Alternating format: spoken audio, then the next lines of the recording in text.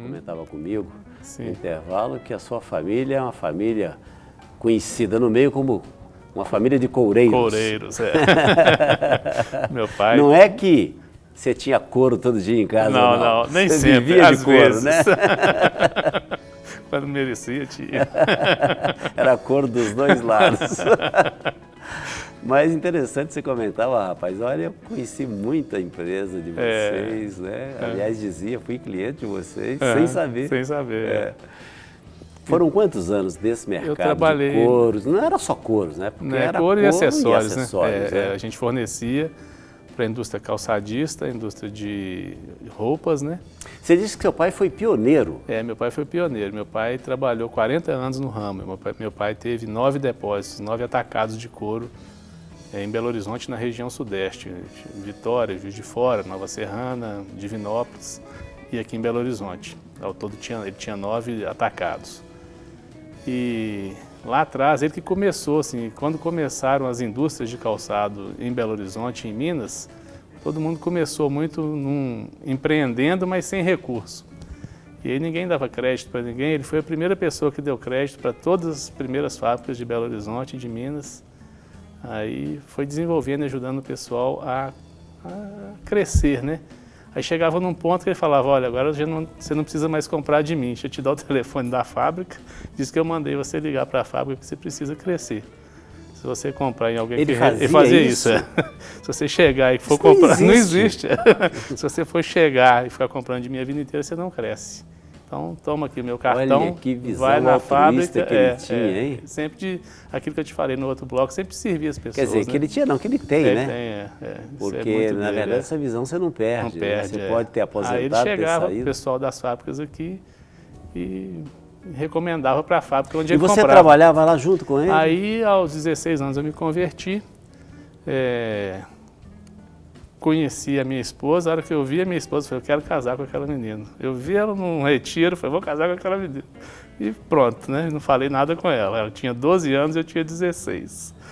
E aí comecei a orar, 2 orações que eu sempre fiz a Deus, que eu queria casar com aquela menina e que eu queria que a minha vida fosse totalmente para o serviço dele.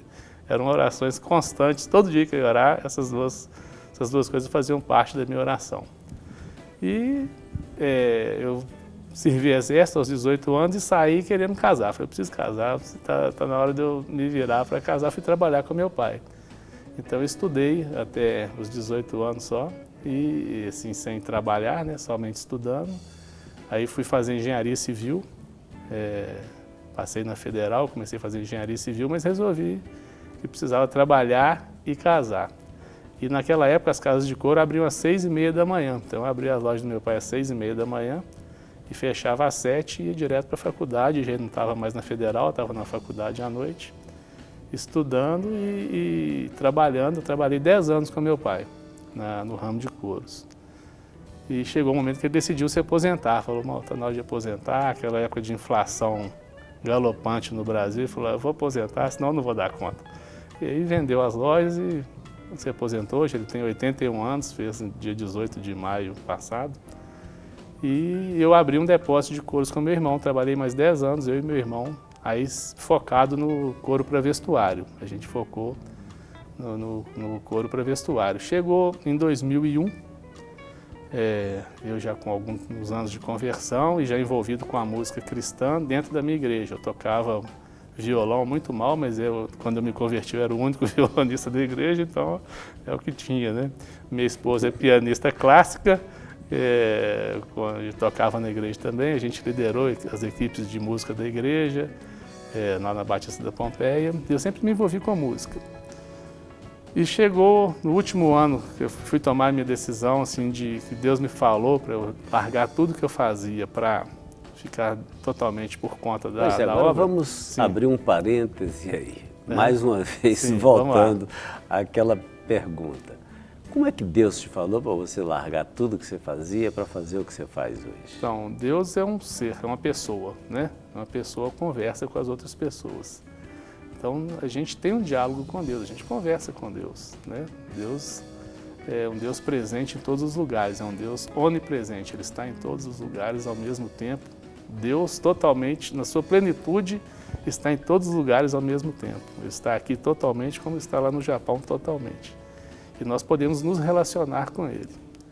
E nas minhas orações, na minha busca a Deus, você começa a ter uma intimidade, um relacionamento com Deus, você começa a ter impressões de algumas coisas. No meu caso, era uma decisão muito difícil.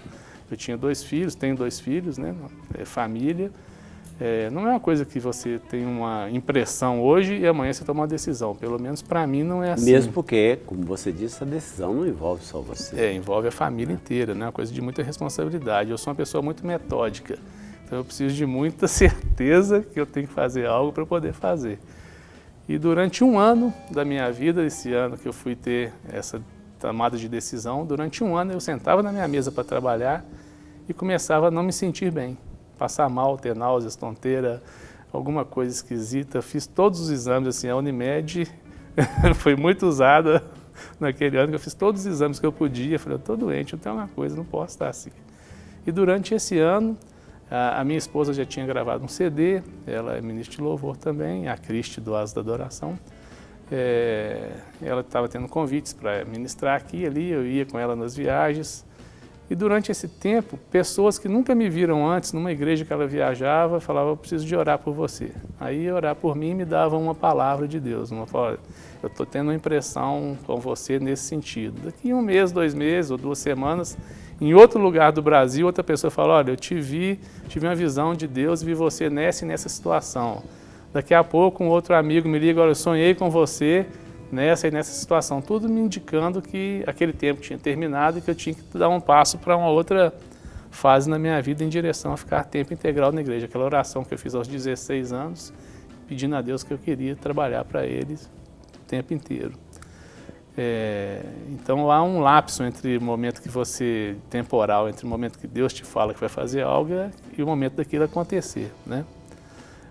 No meu caso foram vários anos, com algumas pessoas podem ser dias, meses, mas no meu caso foram vários anos entre eu ter certeza que a minha vida seria totalmente dedicada para Deus e o momento disso acontecer. Mas nesse ínterim, o que é que causava a incerteza? Porque você disse até ter certeza. Se na não verdade, tinha, porque havia um período de incerteza. Antes eu tinha certeza que ia acontecer, não é nem bem incerteza.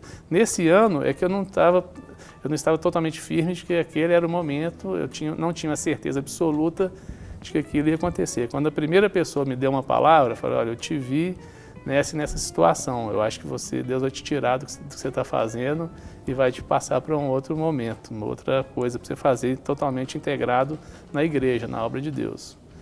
Eu não tive convicção de que era naquele ano, do que seria, não tinha tinha essa incerteza e passei o ano buscando a Deus. E essa passagem se deu de que maneira? Aí eu tive um ano assim, até que, como se eu ilustro assim, como se fosse um quebra-cabeça. Peguei uma peça, coloquei ali, aquela outra peça encaixava aqui.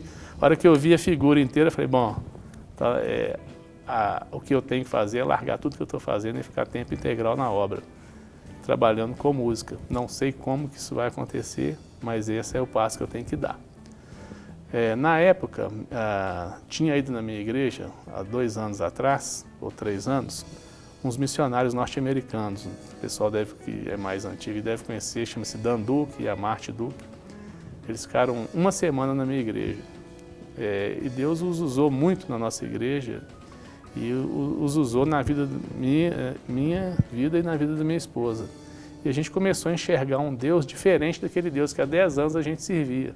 Nós servíamos a um Deus mais patrão e mais carrasco do que um Deus pai e amigo. E com a ida deles na igreja, a gente começou a enxergar Deus como amigo, como pai, como alguém muito próximo com quem eu podia me relacionar. E aonde esse missionário ia, eu falava, eu preciso ir lá de novo, que eu preciso escutar mais, eu preciso que ele ore por mim de novo, E a gente se tornou amigo. Aí quando ele vinha, já ia para minha casa, ficava lá em casa. Aí eu comecei a ajudá-lo, eu era empresário, tinha meu negócio, porque eu preciso te ajudar a se organizar, você é muito desorganizado. Ele é um ex-hippie convertido, então você imagina o que... Motoqueiro. Motoqueiro, Harley Davidson. Exatamente. Aí eu comecei a ajudá-lo como uma oferta, como um trabalho para Deus, né? E ele convidou minha esposa para fazer parte da equipe dele de viagem. Motoqueiro, né? Aliás, eu cometi um sacrilégio. Agora chamar quem anda de motoqueiro. Harley Davidson de motoqueiro. Ele é motociclista. Aí ele convidou minha esposa para fazer parte da equipe de louvor que eu acompanhava pelo Brasil, ele, a esposa e uma equipe. E eu comecei a administrar o ministério para ele. Quer dizer, aí você entrou. Aí eu entrei. Bom, nós temos aqui vários materiais. Estou vendo aqui DVD do Fernandinho, Judson de Oliveira, Livres, estou vendo aqui o Aliança, que já rodamos um pedacinho da André Valadão, estou vendo aqui Heloísa Rosa, Nívia Soares, estou vendo aqui uma pessoa que eu acho que você conhece também, Cris Tristão. Sei, muita gente boa. Né? A esposa dela então nem se fala. A esposa dela também é gente boa. Né? Mas o bom do esposo dela é que ele é modesto. Né? Mas então temos aqui vários nomes, muitos bons trabalhos aqui. Hoje a sua vida basicamente está focada na produção musical. Na música cristã congregacional. Então quando eu conheci o Dan, eu passei um tempo ajudando ele como uma oferta, como uma ajuda simplesmente. E chegou um dia que chegou um e-mail dele na minha casa e falou assim, como é que estão as coisas aí? Foi no final desse ano de Deus me falar as coisas. Eu falei, tá tudo bem, mas eu acho que meu tempo no coro acabou. Não sei o que eu vou fazer da minha vida, mas eu ano que vem eu não faço mais o que eu estou fazendo.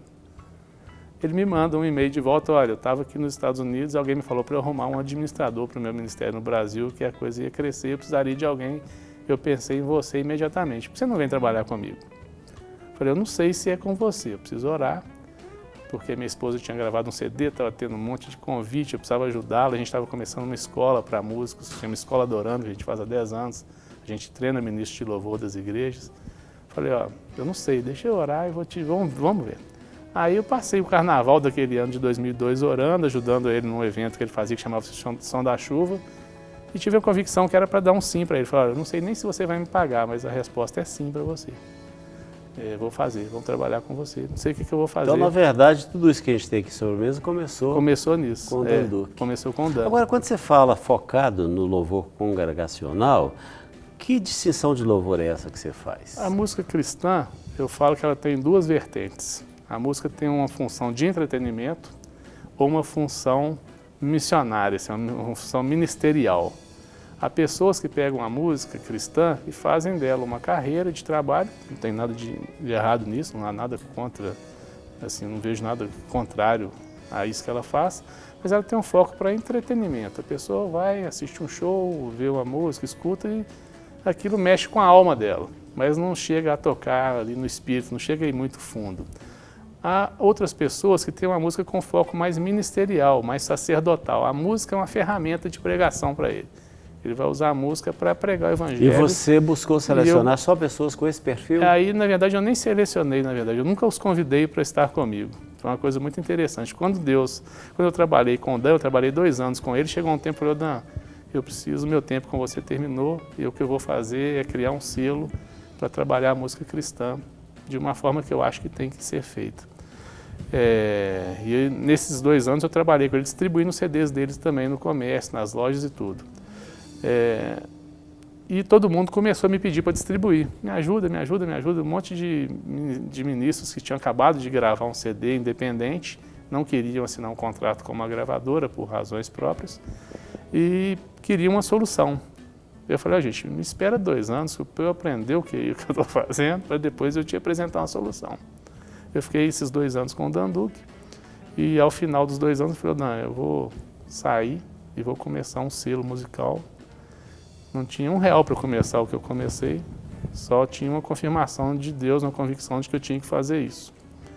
E aí as pessoas foram me pedindo, todos eles foram me pedindo para que eu achasse uma solução para eles. Eles queriam o selo é Oni Music. Chama-se Oni Music, E nesse caso aqui, o Nelson, como a gente tem aqui vários nomes, naturalmente isso aqui é um trabalho que envolve, imagino eu, pelo que eu percebo aqui na mesa, uma estrutura também.